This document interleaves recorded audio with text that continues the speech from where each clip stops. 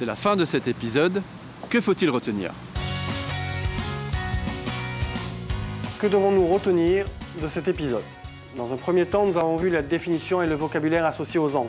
Alors, je vous rappelle qu'un angle est la partie comprise entre deux demi-droites, se définissant par un sommet et deux directions. Un angle se note avec 3 lettres, le sommet étant toujours au milieu des 3 lettres, et le tout surmonté d'un chapeau. Enfin, il faut toujours être bien précis, savoir si on parle de l'angle intérieur ou de l'angle extérieur, défini par ce sommet et ses deux directions. Dans une deuxième partie, nous avons vu comment reporter un angle. Reporter un angle, c'est reproduire un angle dont on connaît la mesure à partir d'une demi-droite donnée. Il y a 2 moyens pour reporter un angle. Le premier étant de mesurer l'angle et de le tracer à nouveau, ou de le reporter au compas, ce qui est beaucoup plus précis.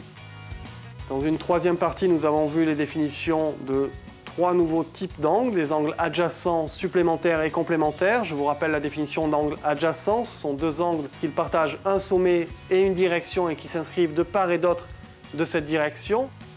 2 angles complémentaires sont 2 angles dont la somme des mesures fait 90 degrés. 2 angles supplémentaires sont 2 angles dont la somme des mesures fait 180 degrés, c'est-à-dire forme un angle plat.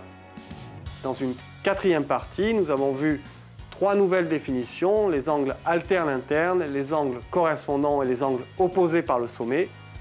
2 angles sont dits alternes-internes s'ils sont compris entre les 2 droites D et D', de part et d'autre de la séquente, et qu'ils ne sont pas adjacents. Je vous rappelle, dans le cas où les 2 droites D et D' sont parallèles, les 2 angles alternes-internes sont égaux. 2 angles sont dits correspondants s'ils ne sont pas adjacents, s'ils sont du même côté de la séquente et si l'un est situé entre les 2 droites et l'autre non. Et encore une fois, si les 2 droites D et D' sont parallèles, alors les 2 angles correspondants sont égaux. Enfin, 2 angles sont dits opposés par le sommet quand ils ont le même sommet et que les directions de l'un sont des demi-droites opposées aux directions de l'autre. 2 angles opposés par le sommet sont de même mesure.